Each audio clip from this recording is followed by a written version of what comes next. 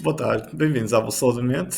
Eu sou o Miguel, este é o meu podcast sobre saúde mental, pessoas que criaram o seu caminho e partilhar o conhecimento. Eu sou coach e atleta e hoje tenho o prazer de ter aqui a Catarina Coito, mais conhecida como Cat Run, do mundo da corrida, maratonista, professora, inspiração e muitas outras coisas. Obrigado, Catarina, por teres aceito o convite.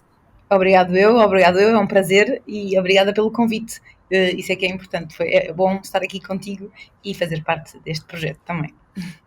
Então, Catarina, como é que tu estás? Muito bem, estou. O fim de semana hoje é sempre a correr, como eu estava a dizer, a vida é correr e continua sempre a correr, mas é uma vida corrida boa, como se costuma dizer. É correr, quem corre por gosto não cansa e tentar aproveitar sempre um bocadinho a vida em todos os momentos, seja com as pessoas, seja com os amigos, seja a correr, seja sempre a passear. Como é que surgiu o desporto na tua vida?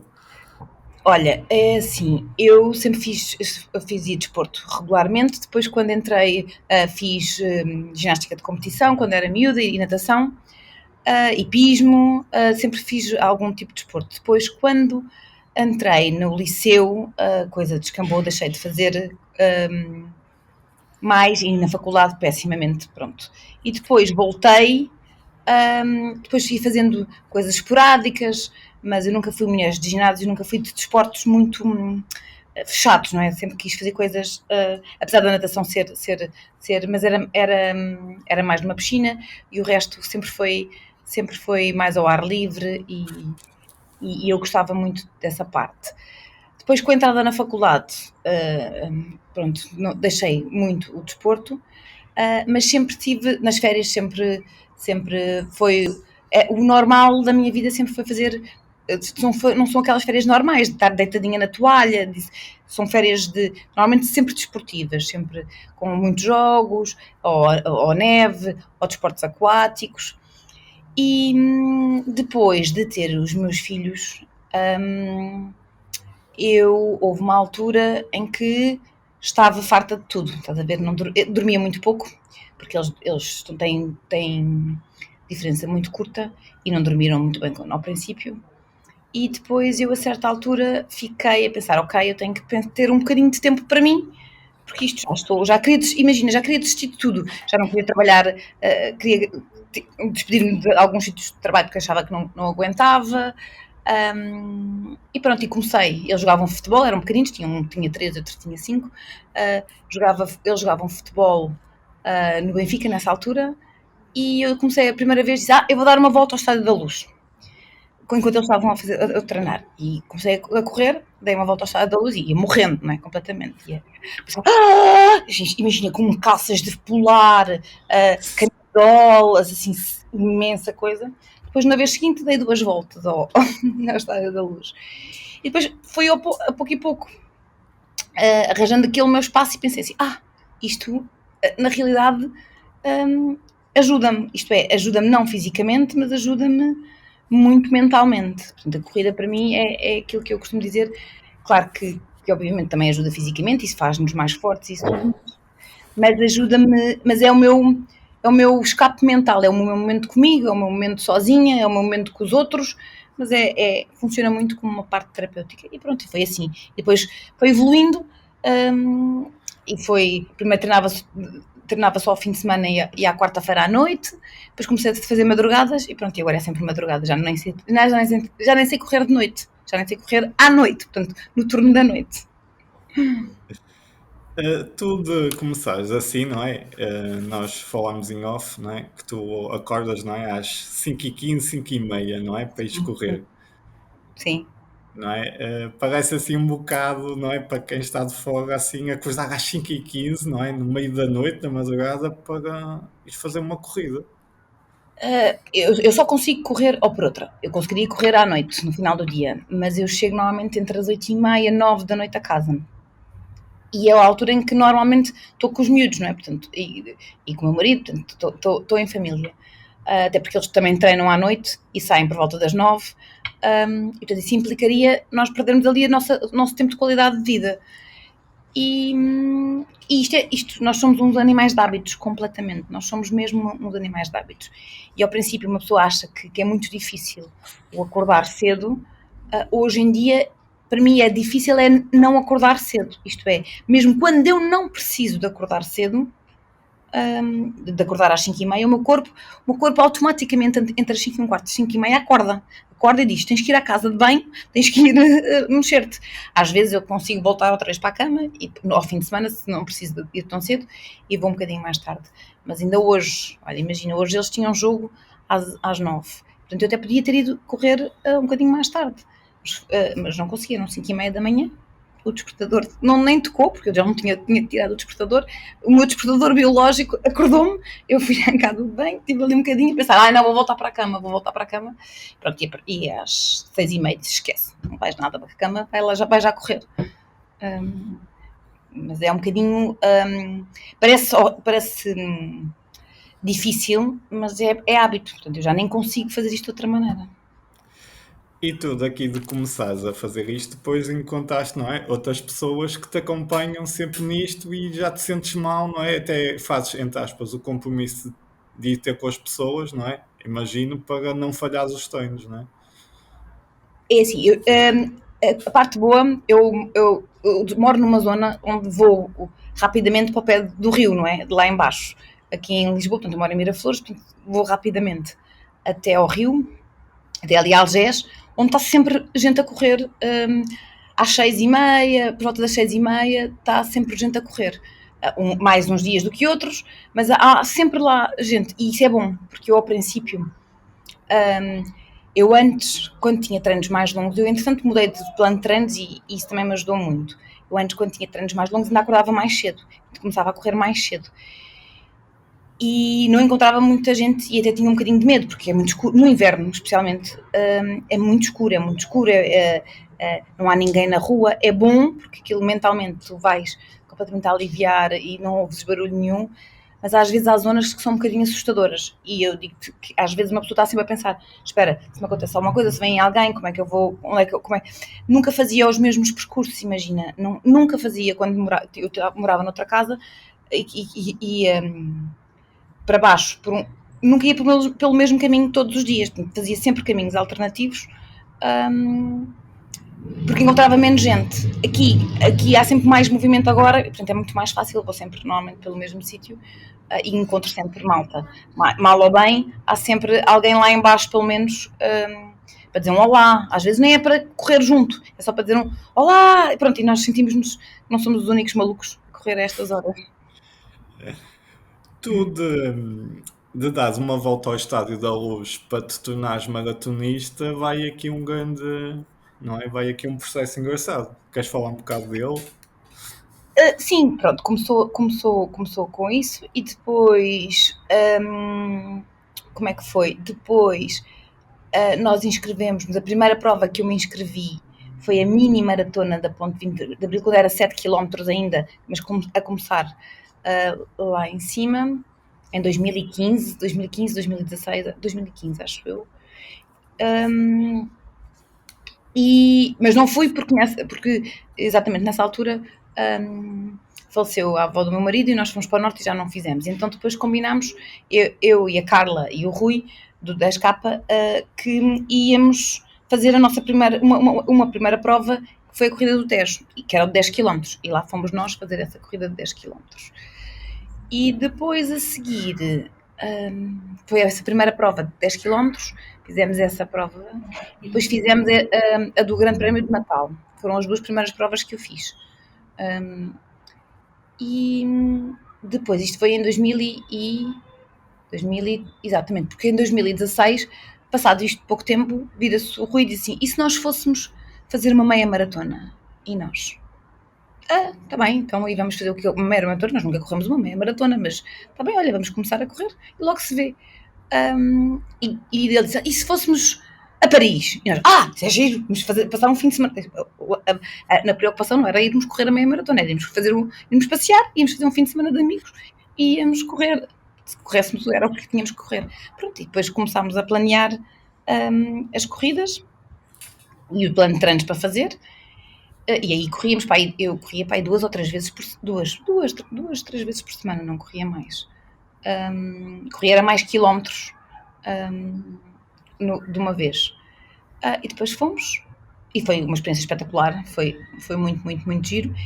E quando tu começas a fazer provas, e eu nem faço muitas provas, eu não sou uma pessoa de fazer muitas provas, por causa da disponibilidade de tempo, mas quando fazes as provas, a passagem da meta, não é? Passado uma meta, é um reconforto, é uma sensação de prazer muito interessante, é mentalmente muito interessante, quer dizer que tu te esforçaste e conseguiste chegar ao fim. O processo da corrida, eu vejo que o processo da corrida é um bocadinho um processo, pelo menos para mim, que não corro especificamente para tempos, nem corro para... Claro que nós todos gostamos de melhorar e gostamos todos de fazer um bocadinho sempre melhor. Eu acho que isso, se não gostássemos, não treinávamos, não fazíamos isto. Mas eu acho que é sempre um bocadinho a superação, a tua própria superação, o lidar com os teus... com os teus fantasmas, com os teus monstros que tu tens interiormente, que te dizem, não, eu estou cansada, não, mas vai, mas tenta mais um bocadinho, menos um bocadinho. E as provas têm um bocadinho esse fator. Como as provas mais rápidas, que são as 10 km e mesmo as meias maratonas, são provas que tu levas um bocadinho mais ao limite. Depois, quando tu passas para uma maratona, são provas que, apesar das pessoas dizerem aquilo é uma prova que cansa imenso e é dura, e é super dura, mas é uma prova de resiliência, isto é, tu lutas ali com a tua cabeça e com o teu corpo e com tudo durante muito tempo. E depois, quando passas a meta, é uma sensação de empoderamento brutal. Eu acho que é aquilo que eu costumo chamar de uma libertação de endorfinas muito grande, que te dura durante muito tempo. É um shot, é um boost de boas energias que ficas como se fosse bem meio anestesiada e que faz com que tu te sintas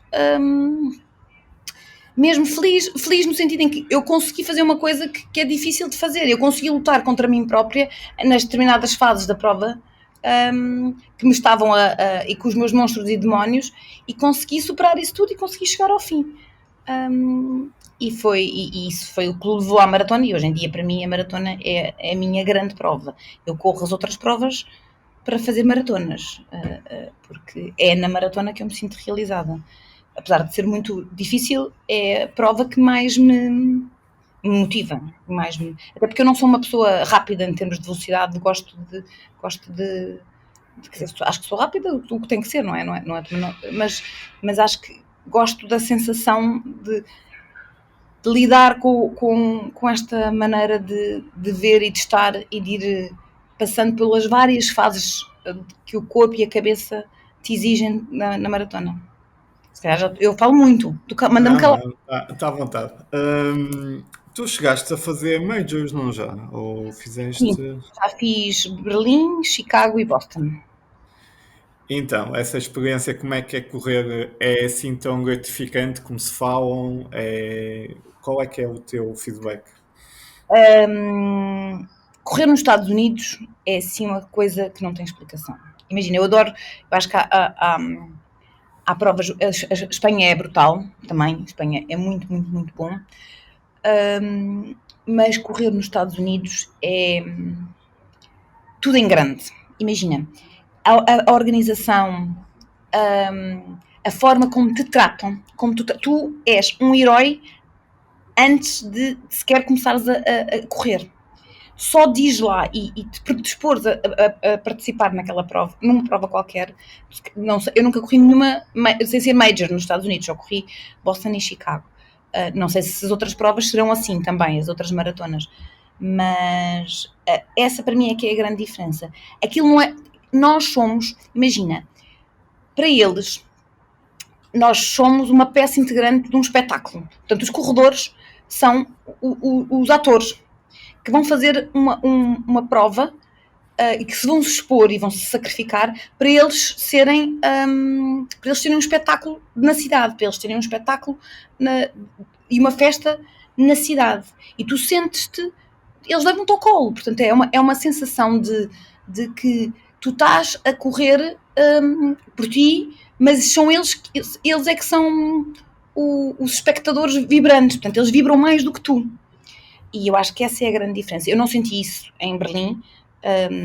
Em Berlim, apesar da prova ser muito gira, supostamente é uma prova super plana, que dá para tempos brutais, não senti aquilo que senti em Boston e em Chicago. E Boston foi no ano horrível isto, portanto, foi naquele ano da tempestade que eu fui, daquele ano que estavam menos não sei quantos graus, e as pessoas estavam todas na rua na mesma, todas a fazer um chinfrim, mas aquilo caía chuva, vento, neve, tudo ao mesmo tempo, e as pessoas estavam todas na rua a dizer vai, obrigado por correres Boston, obrigado.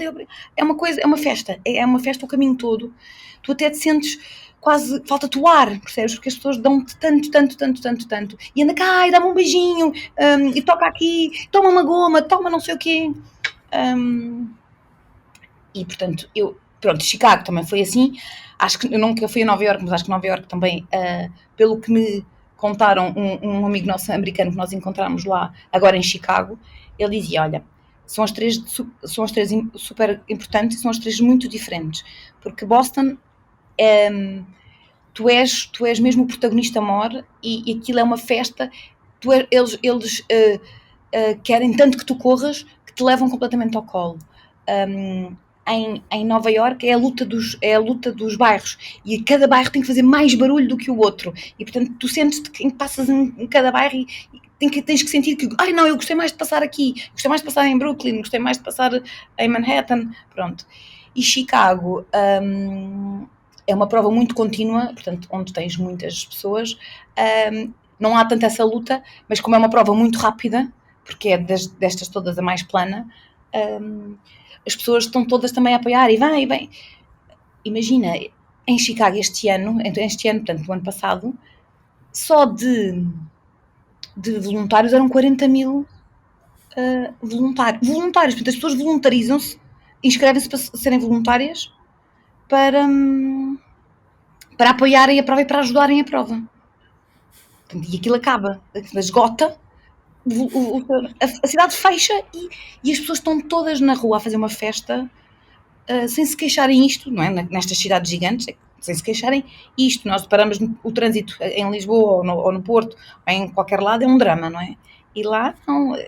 Isso é grande, é a cultura desportiva que é completamente diferente. Em Espanha também acho que há muita diferença. Em Portugal eu acho que temos um caminho muito grande, mas mesmo muito grande para fazer, especialmente na mentalidade dos apoiantes e das pessoas que querem, que gostam de assistir ao desporto, porque nós não temos cultura desportiva, nós achamos que isto é uma seca, o trânsito estar parado, em vez de ser, que gira, é uma festa, vai tudo correr, é uma forma de potenciar a cidade, potenciar os sítios, mas ainda não é muito bem visto assim. E essa é a grande diferença entre as majors, acho eu, e as outras provas. Berlim eu não senti tanto isso, apesar da cidade também parar e ser uma major espetacular, mas o povo também é menos entusiástico, não é? E portanto, como o povo é menos entusiástico, pronto, não é tão festivo, não é tanta festa. Às vezes, nestas provas, portanto, Boston às vezes é quase, podem só calar um bocadinho para eu ir um bocadinho concentrada, não é? Porque é tanto barulho. Tu, a nível de. Estavas a falar que a corrida ajuda-te muito mentalmente. Tu, que coisas é que depois trazes para a tua vida que aprendes com o desporto e com a corrida? Olha, eu acho que a corrida me dá tranquilidade, isto é, tu quando corres, tu passas, mais uma vez te digo, passas por muitos fatores, portanto passas por muitos momentos em que estás mais, ou porque os treinos correm mal, ou porque ou não te apetece ir e vais, ou porque não te apetece ir e não vais, e portanto aquilo o que faz é, para já dá-me muita disciplina e muito rigor de que, ok, mesmo que não quero, não me apetece, mas eu vou porque eu sei que me vou sentir melhor. As pessoas às vezes perguntam-me assim, mas tu tens vontade de acordar todos os dias às 5 da manhã, às 5:15 e ir para a rua? E disse, não tenho vontade nenhum dia. Eu nunca acordo com vontade. Esquece, nunca acordo com vontade. Mas eu sei que a seguir vou ficar muito melhor. Portanto, eu sei que a seguir, depois de correr, vou-me sentir mais tranquila, mais energia, mas ao mesmo tempo com mais energia, vou dormir melhor nessa noite, vou estar mais serena para enfrentar o dia a dia, para enfrentar os problemas que acontecem durante o dia, com as pessoas, lidar com as pessoas, portanto consigo ser muito mais afável ou muito menos mas afável acho que não é ser afável, mas consigo ser, consigo ver um problema deixa de ser tanto um problema, isto é, o problema que quando nós encontramos na vida que para nós pode ser um problema de 100, começa a ser um problema de 10. Porque às vezes é só de 10 mesmo, e nós é que achamos que é de 100. Com a vida toda e com o acumular do stress, com o acumular do loop, um problemazinho pequenino transforma-se num problemazão. E aquilo que a corrida me faz é exatamente o contrário. É o problemazinho não se transforma em problemazão e se calhar o problemazão transforma-se em problemazinho, mentalmente. E além disso, o que me faz é saber que, ponto número 1, mesmo não correndo bem ou mesmo não correndo bem, eu vou tentar. E acho que o tentar sempre e não desistir, independentemente de uns dias ser melhor e outros dias ser pior,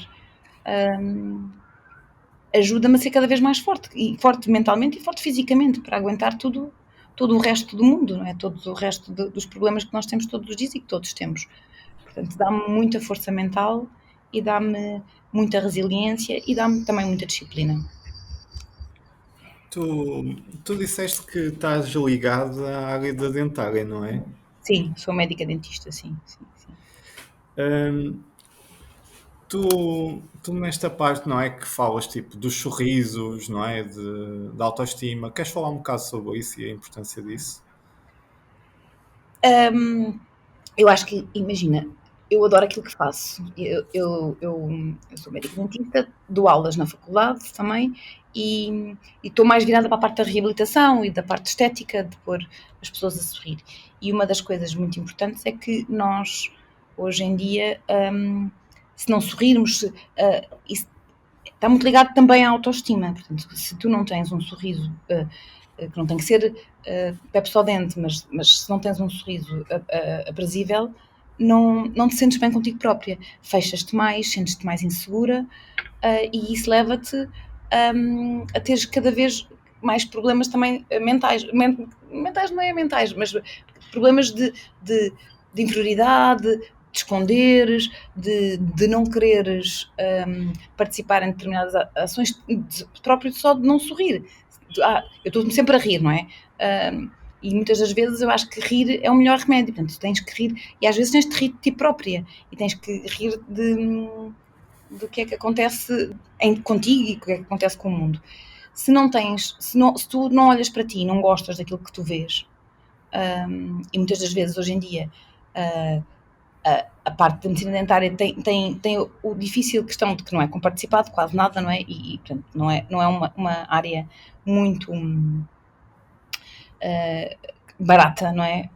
Para tu precisas de ter algum espírito de sacrifício para depois teres os teus sorrisos, mas cada vez mais eu acho que nós temos que cuidar dos nossos dentes, cuidar da nossa aparência, até porque infecções, problemas de bactérias, não é? Isto é uma cavidade oral, que é a porta de entrada de não sei quantas bactérias, que te fazem, olha, por exemplo, no desporto, fazem pessimamente mal. Portanto, teres infecções dentárias, infecções levam-te a ter problemas, podem te levar a diminuição de performance, a diminuição de ter problemas musculares e a lesões. As pessoas não sabem muito disso, mas tu teres uma infecção dentária pode diminuir a tua capacidade desportiva. E, portanto, os desportistas não devem ter muito cuidado com a saúde oral. Não têm que ter os dentes mais bonitos do mundo, mas têm que pelo menos não ter problemas infecciosos nos dentes. Mas pronto, e depois ensinar é outra parte gira, porque é explicar, fazer ver o que é que as nossas futuras gerações vão fazer com a vida, não é? E com os dentes e ser médicos, no fundo. E tu o que é que achas destas futuras gerações? Já que tu, não é, vês de perto. Acho que vamos ter um grande desafio. Acho que são muito. Há uma coisa muito importante, eu estou sempre a dizer isto, e as pessoas às vezes criticam-me porque eu acho que eles veem a vida de uma maneira completamente diferente da vida que eu vivi, que eu vejo.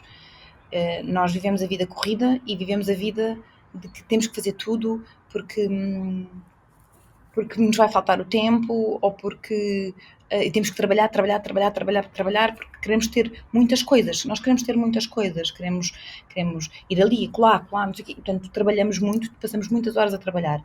Eu não vejo isso. E eu acho que isso não é de todo mau. Não tem que ser nem tanto ao mar, nem tanto à terra. Mas eu acho que hoje em dia as novas gerações trabalham para se divertir, ponto. Não trabalham para aquilo. Eu trabalhei para ter o meu carro, trabalhei para ter a minha casa, e hoje em dia é tudo muito mais volátil. Portanto, eles não trabalham, eles trabalham para ir viajar, trabalham para ir de fim de semana. Mas eu não sei se isso está assim tão errado. Porque é que a nossa parte é que está certa? Nós somos muito mais seguros, se calhar, eu tive sempre uma vida muito mais segura, se calhar tive uma vida muito mais regrada nisso, a pensar, ok, eu tenho que trabalhar para ter a minha casa, para ter o meu carro, para ter dinheiro para conseguir sobreviver, para fazer isto, para fazer aquilo. Se calhar, na altura, posso ter posso não ter feito tantas e determinadas coisas que se calhar podia ter feito se trabalhasse menos. Ou se ainda hoje em dia se trabalhasse menos. Mas isto não é defeito, é feitiço. Eu acho que tem que haver um equilíbrio. Acho que eles têm que ser mais comprometidos, que eu acho que há pouco comprometimento de trabalho. Não se pode só, não quero, não me apetece, vou-me embora. Mas acho que ao mesmo tempo eles aproveitam muito mais a vida na juventude do que se calhar nós aproveitámos na nossa altura, na minha altura. Eu acabei o curso, fui logo trabalhar. Imagina, eu acabei o curso em julho, em agosto já fui trabalhar, nem tirei um mês de férias. Que estupidez, aquela coisa parva de agora vou tirar um mês de férias para ir. Não, fui logo a seguir trabalhar e pronto. Aquelas coisas que. Pronto, queria a minha independência, eu queria mesmo a minha independência e queria ir para a frente. E que desafios é que tu vês a nível para poderes ensinar e passar e no fundo liderar ali por exemplo, não é? Eu acho que aquilo que é mais importante hoje em dia ensinar, mesmo sem ser a parte técnica, é ensinar a cuidar. Isto é, nós temos que ver as outras pessoas como pessoas. Portanto, no meu caso, no nosso caso, que lidamos com pacientes e que lidamos com outras pessoas, aquilo que é mais difícil eu conseguir passar a mensagem é que aquela pessoa é uma pessoa e não é um bloco de dentes, ou não é um bloco de cabeça, ou não é um bloco de músculo, independentemente de qualquer que seja a área. E é ver o paciente como um todo e não como aquela coisa específica para fazer. Essa é a zona mais cinzenta e mais difícil hoje em dia, porque estas novas gerações estão muito programadas para o sucesso e para eu quero fazer aquilo porque é aquilo que eu vou fazer, só aquilo. E isso é que não pode ser. Portanto, eles têm que ser, tem que haver uma humanização melhor, porque não há tanto aquela coisa de, por exemplo, de ajudar um amigo. Um amigo ajuda um amigo, olha, eles trabalham, por exemplo, no meu caso, eles trabalham em duplas, imagina, trabalham sempre em duplas. No terceiro ano trabalham em bonecos, mas, por exemplo, no quarto e no quinto ano trabalham já em pacientes. E aquilo que muitas vezes nós vemos é que a outra pessoa que está uma pessoa a trabalhar e está outra pessoa a aspirar, portanto, a ajudar supostamente a trabalhar. E muitas vezes a outra pessoa parece estar no café e nem está a ligar nenhuma ao que o outro colega está a fazer. E nós estamos sempre a dizer, não, vocês têm que, se trabalham como duplas, tu és mais importante do que ele. Ele está concentrado em não fazer disparate, em não fazer isto, está a pensar o que é que tem que fazer, o que é que não tem que fazer, o que é que tem que ir buscar, e tu tens que estar sempre à frente dele, tens que estar sempre a pensar o que é que ele vai precisar. As pessoas não se podem engasgar, onde é que eu vou pôr o aspirador, eu tenho que acalmar o paciente se ele estiver mais nervoso, porque o meu colega, como está a aprender, já vai estar nervoso. E é essa parte dicotómica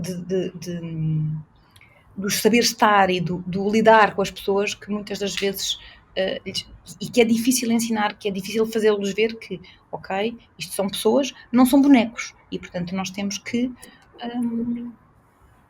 ter consideração, ter paciência, até porque normalmente são pessoas que disponibilizam uma manhã ou uma tarde inteira para estarem ali, neste caso, no nosso caso, de boca aberta, não é? Claro que estão a ser tratadas por um preço muito ínfimo, mas estão a perder uma manhã ou uma tarde, e são pessoas muitas vezes carentes, tanto economicamente como mentalmente, muitas pessoas idosas que têm tempo, mas que não têm outro tipo de acompanhamento e que precisam desabafar, precisam de se libertar também, e nós temos que ter paciência para isso tudo.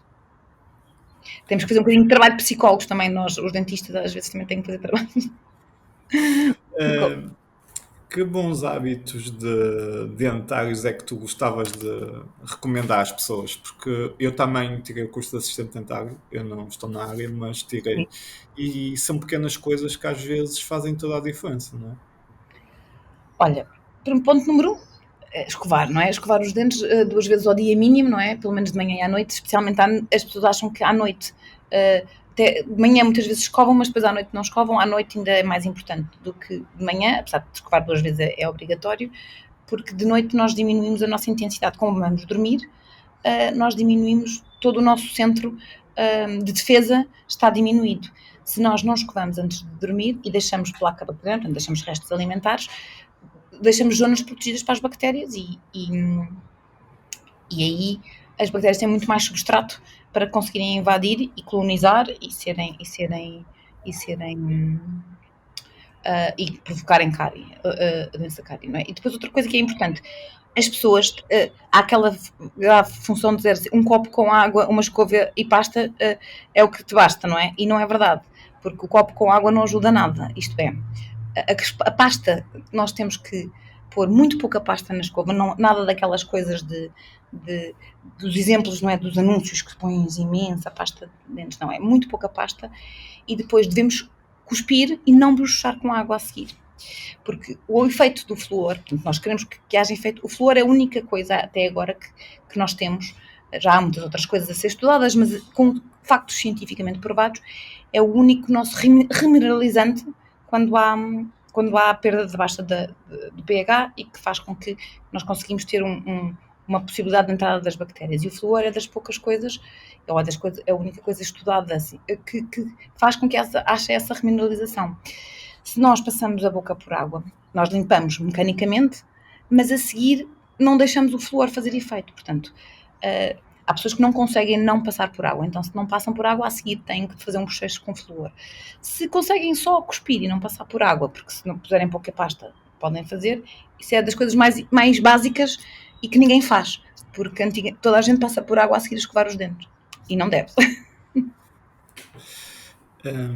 Que hábitos é que tu vês que são mais importantes para ti no teu dia a dia? Os hábitos mais importantes, olha, aquilo que eu pronto, de manhã eu acordar e dar a minha corridinha, depois eu faço sempre aquilo que eu acho mais importante é levar a minha marmita, sempre faço sempre marmitinha, ando sempre de marmita atrás, porque como tenho pouco tempo, mesmo às horas de almoço, muitas vezes deixava, eu na altura da faculdade perdi muito peso por causa disso, porque deixei, e essa altura podia ter entrado num loop de uma doença qualquer agressiva alimentar e só não entrei porque, graças a Deus, a minha mãe disse: Catarina, olha para ti, como é que tu estás? Porque eu perdi imenso peso, porque não comia. Imagina, como não estava sempre atrasada a trabalhar, estava sempre atrasada e, portanto, deixas de comer. Se deixas de comer, deixas de ter fome. Se deixas de ter fome, depois quando comes no final do dia, comes uma folha de alface e já estou horrivelmente cheia, já não... Pronto, e perdi imenso peso. A corrida foi outra coisa que me fez muito bem, porque me fez ganhar estrutura muscular e fome. Eu como imenso agora, não é? Eu comia muito bem, depois naquela altura passei por uma fase em que comia menos bem. E foi um sinal de alerta, portanto isso é importante, ter sempre a nossa marmita para comer. e depois chegar a casa e ter um bocadinho de tempo de qualidade com os meus filhos. Eu tenho pouco tempo, não é? De vida com eles, porque eu saio de manhã muito cedo, sou a primeira a sair e a última a chegar. Mas, por exemplo, a hora de jantar é daquelas coisas que tentar perguntar sempre como é que correu o dia, como é que foi, como é que não foi, e tentar estar sempre um bocadinho com eles, tanto ao final do dia como ao fim de semana. As pessoas dizem, mas como é que ao fim de semana tu corres tão cedo na mesma? E eu disse, porque depois a seguir eu quero ter aquele tempo que não tenho durante a semana com a parte familiar e com a parte dos meus amigos. E, portanto, como quero fazer tudo, tenho que o que custa é o sono. Isso é um grande dos meus handicaps, é o dormir, porque durmo pouco para aproveitar todas as partes da vida. Mas pronto, estou a melhorar bastante. Hoje em dia, durante a semana, já me consigo deitar muito mais cedo. Ao fim de semana, não, mas durante a semana já me consigo deitar muito mais cedo para depois conseguir recuperar. Nós falamos, não é, em off, que tu tens uma mentalidade que és otimista e que estás sempre a aprender. Queres falar um bocado sobre isso? Sim, eu acho que eu gosto sempre de pensar, eu sou otimista no sentido em que eu gosto sempre de pensar que a coisa vai sempre correr bem e é engraçado. Uma das coisas das provas que acontece é que tu tens sempre aquele nervoso antes da prova, que é muito engraçado. As pessoas às vezes perguntam, mas porquê estás nervosa? E porquê é que uma pessoa está tão nervosa por correr uma prova? Coisa de disparate. É só vais correr, não vem. Mas é o nervoso miudinho de saber como é que aquilo vai terminar. Um, e, e eu acho sempre que, mal ou bem, nós vamos lá chegar. Um, mas, ao mesmo tempo, sou uma pessoa cautelosa, isto é, eu odeio, eu estou sempre a dizer, eu odeio estar no vermelho. Eu adoro o laranja, mas odeio o vermelho. E tenho sempre medo de poder que o vermelho sirva, que eu chegue ao vermelho e depois acaba em sofrimento. Eu acabei para aí 2 provas em sofrimento e disse que nunca mais queria fazer isto na minha vida, porque isso para mim não me dava prazer. Eu tenho que rir-me para as pessoas, eu tenho que sentir as pessoas, eu tenho que olhar e ver aquela coisa, eu tenho que ver as pessoas, e, e portanto, ao mesmo tempo, não gosto muito de arriscar em velocidades ou essas coisas. Tenho sempre medo, agora vou levar uma reta, lá vou eu levar com uma reta e depois de seguir tenho que andar, não vou acabar feliz, porque eu adoro acabar, imagina, gosto de acabar super feliz e contente, de sorrir e toda. E isso é uma coisa que me deixa muito feliz. Acabar bem deixa-me mesmo muito feliz. O otimismo, acho que tu vês o copo meio cheio, ajuda-te muito a lidar com problemas. E eu sou uma pessoa que sou muito acelerada e às vezes sou ansiosa, portanto, aquela parte de pensares assim, ok, mas isto é assim, mas se eu pensar isso ao contrário, a coisa já vai correr bem. São estratégias que eu acho que mentalmente faço para que tu consigas perceber que tens que melhorar e que não piorar. Portanto, é o tal copo meio cheio. Tentar sempre ver o copo meio cheio. Às vezes a coisa parece que está horrível. Mas para lá, está bem, mas há tantas coisas piores. Ok, portanto, vamos lá, vamos ser otimistas e vamos fazer isto de outra maneira e vamos conseguir fazer. Eu acho que isso é muito importante nós pensarmos. E pronto, e quando tu tens miúdos, gostas de dar sempre o exemplo para eles, não é? Portanto, e aquilo que eu penso é sempre, eu tenho que lhes ensinar que isto não é nada dramático, não é? Ainda por cima eles estão os dois na adolescência, não é? Tudo é um drama, não é? O não ser convocado, desportistas, não é? E a história da performance, a história dos amigos, das miúdas, tudo, não é? E portanto, se nós formos muito pessimistas e dissermos, não, que horror, isso não, eles também sentem isso tudo. E é uma das coisas que eu não quero, é que eles fiquem assim. Portanto, prefiro pensar sempre no copo meio cheio e dizer-lhes exatamente isso. Às vezes digo-lhes, quando acontece alguma coisa, ou quando não são convocados, ou não faz mal. Quando o telefone tocar, tu vais lá estar e vais lá estar pronto, ainda mais importante, ainda vais conseguir fazer isso melhor, ainda vais conseguir que o resultado seja melhor. As oportunidades chegam, se calhar não é hoje, se calhar não é amanhã, mas nós temos que aceitar aquilo que é naquela altura. Quando foi Boston, uma das coisas, eu lesionei-me, eu tive uma lesão grande na altura, portanto, quando fiz a minha primeira maratona, que foi Sevilha, fiz Sevilha e fiz Valência nesse ano, portanto, que foi em 2017. E tive índice para Boston logo em 2017, portanto, em Sevilha, porque pronto, nós mulheres temos a sorte de termos uns valores mais baixinhos. E eu fiz Valência, que ainda era novembro, e lesionei-me em dezembro. E deixei de correr. Deixei completamente de correr. Tive um síndrome da bandeira iliotibial e só voltei a correr uma semana antes de ir para Boston. E nós já tínhamos tudo marcado. E pronto, marca-se logo. E eu disse, não, eu vou na mesma. Olha, se correr só 10 km, corro só 10 km. Se correr 5, corro só 5. Mas pronto, e fui. E quando fui, comecei a correr e cada 5 km que passavam, eu achava mesmo que só ia correr para aí 5 ou 10. Cada quilómetro que corria, cada 5 km que corria, que tinham assim, umas baietas, não é, que nós tínhamos que pesar, eu dizia, já foi mais 5, vá, mais outros 5, mais outros 5. Pronto, depois acabei por correr os 42, não é? Mas foi um bocado nessa força de que, ok, eu tenho que pensar que se não me está a doer, então vamos tentar correr, continuar a correr, vamos tentar ser positivos e ir para a frente.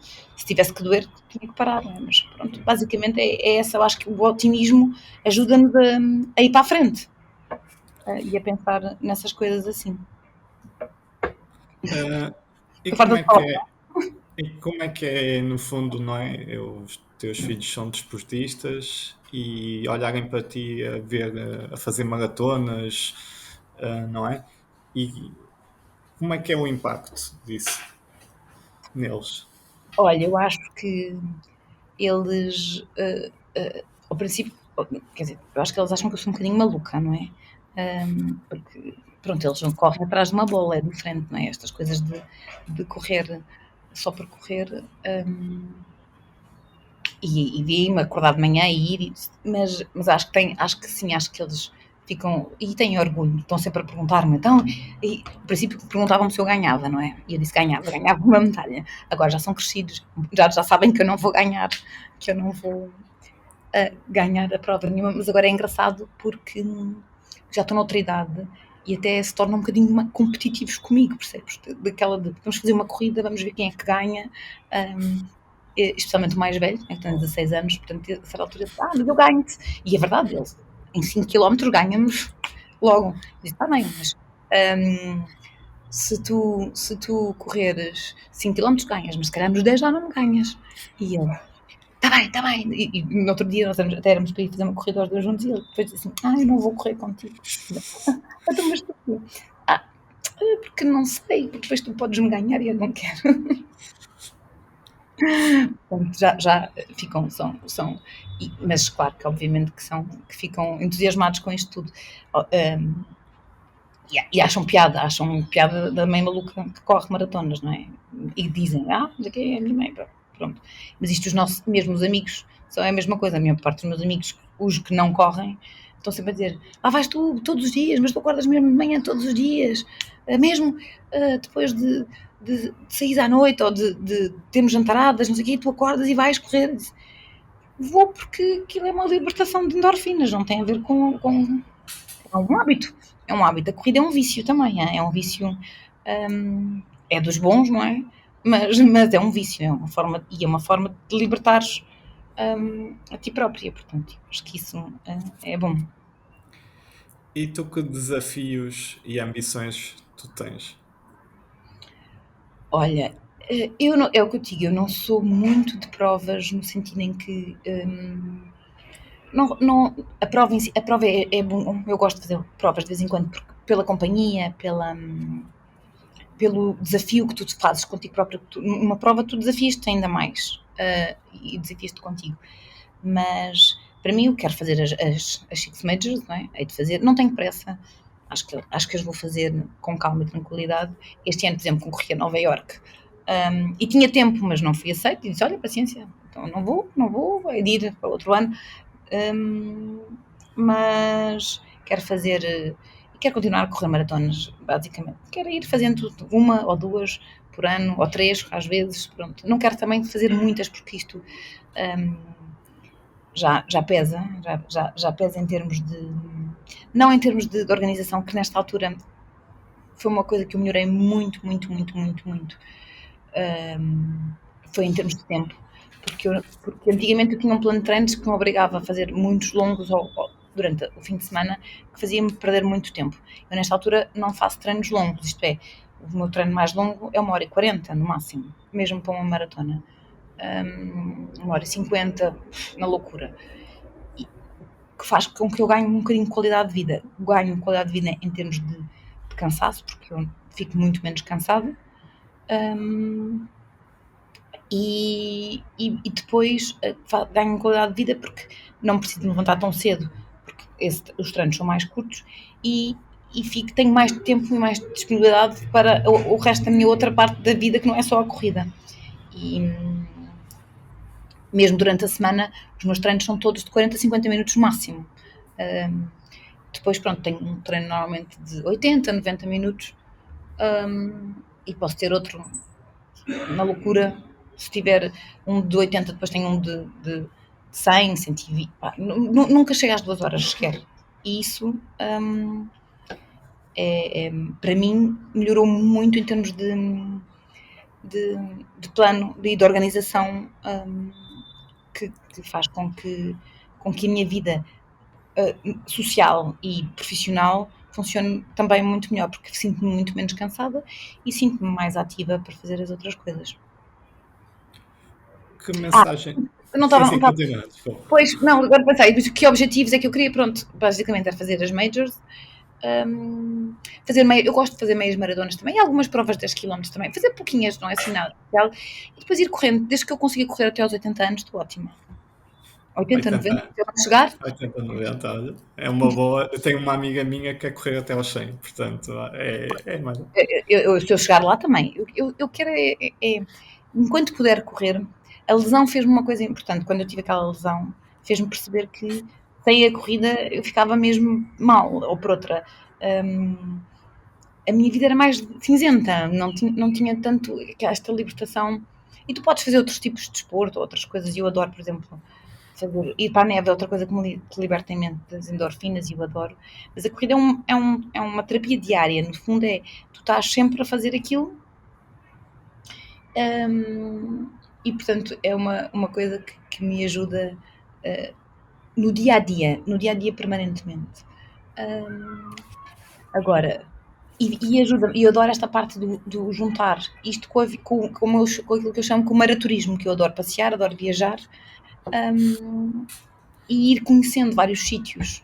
É espetacular, portanto. São duas coisas engraçadas, portanto, passear, divertir-me e aproveitar para correr, para conhecer novos sítios e a correr, portanto é bom. Que mensagem final gostavas de deixar às pessoas que te ouvem? Eu gostava que as pessoas ponto número 1, eu queria, acho que é importante dizer que cada pessoa é uma pessoa, cada corrida é uma corrida, que as pessoas que não se comparem umas com as outras, que nós temos muita tendência, os corredores, a comparar-se as performances e os tempos e isto e aquilo. A primeira pergunta que tempo é que tu fizeste, ou que não sei o quê. Eu acho que não ponho quase nunca tempos nas minhas publicações sequer. No outro dia disseram-me assim, mas como é que tu corres esta velocidade numa maratona se tu corres os treinos todos, fui ver ao teu Strava e tu corres os treinos todos a 6 e não sei o quê. Eu corro quando tiver que correr. Diz que corro mais devagar, outro dia corro mais depressa, mas isso não tem nada a ver. Eu acho que ponto número 1 é que não se comparem. Que isso é muito importante. Que vejam, que façam disto e que façam isto. Quem não é profissional, quem é profissional de corridas, é o trabalho deles. Para mim, enquanto a corrida for o meu lazer e for o meu hobby, não pode ser mais importante, ou por outra, não me pode cansar mais e não pode me frustrar mais do que aquilo que me der prazer. Portanto, tem que haver aqui muito importante entre o que nós gostamos e que queremos sempre melhorar, e eu acho que isso faz parte de nós querermos sempre melhorar e sentirmos-nos melhores connosco e a correr, e como é que isto nos faz sentir, mas o importante, é muito importante que não nos comparemos com ninguém e que tentemos fazer o nosso próprio caminho. Nós somos cada um, eu gosto mais de fazer isto assim desta maneira, eu sinto-me melhor assim desta maneira. Não há certos nem errados, é como os planos de treino, não há certos, há uns que, desde que sejam pessoas que te façam isto de uma maneira competente. Mas tu corres assim, mas eu não faço isto assim, eu só faço isto assado. Ou, mas eu como isto e tu comes aquilo. Não interessa nada. Nós somos todos pessoas diferentes e temos que todos nos adaptar temos que nos conhecer a nós próprios e temos que lidar com isso de uma maneira efetiva. Portanto, sabermos que é assim que é melhor e que saber sempre que há dias melhores, há dias piores, há dias que nem que tomando um shot de vitamina não sei do que aquilo vai correr mal. E pronto, e aceitar, olha, aceitou, correu mal. E então, pronto, a próxima vez vai correr melhor. Não desistir dos nossos objetivos. Ser muito resiliente, eu acho que é a parte mais importante, porque a resiliência é a coisa mais importante da nossa vida. O otimismo e a resiliência é um fator importantíssimo, não só de corrida, mas da vida em geral. E seguir. Eu acho que nós devemos nos todos divertir e tentar alcançar aquilo que nós queremos, seja profissionalmente, não desistir, basicamente não desistir daquilo que nós queremos, tentar lutar. Às vezes demora um ano, outras vezes demora 5, outras vezes demora 10, mas ir sempre em frente. E aquilo que eu acho que é mais importante é nós sentirmos que não podemos, isto é uma maratona, a vida é uma maratona e portanto nós temos que ir devagarinho, porque nós vamos lá chegar ao fim e a meta vai ser nossa e nós vamos ficar felizes quando passarmos aquela meta, que é a melhor sensação do mundo. E na vida é exatamente a mesma coisa, quando nós temos um objetivo, quando nós temos um propósito, quando nós temos um desafio diferente, fazer exatamente isto. Portanto, lutar, desistir, lutar, cair muitas vezes, depois a seguir levantar-nos outra vez, depois a seguir cair às vezes outra vez e a seguir levantar outra vez, até que vamos chegar à meta. Com mais ou menos dificuldade, nós vamos lá chegar à meta, todos. Se quisermos e se lutarmos. E por isso essa é a mensagem mais importante, é ir para a frente. Para a frente é que é o caminho. Catarina, queria muito obrigado, queria te agradecer pelo teu tempo e boas corridas e tudo bom e continuas a passar esse exemplo e partilhar essa mentalidade. Olha, obrigado eu se calhar fui muito borreica, que eu falo muito, não me calo um bocadinho, mas pronto, eu sou muito entusiasta, olha, entusiasmo como tudo. Olha, obrigado, continuação. Obrigada, então, obrigada, muito prazer. Beijinho.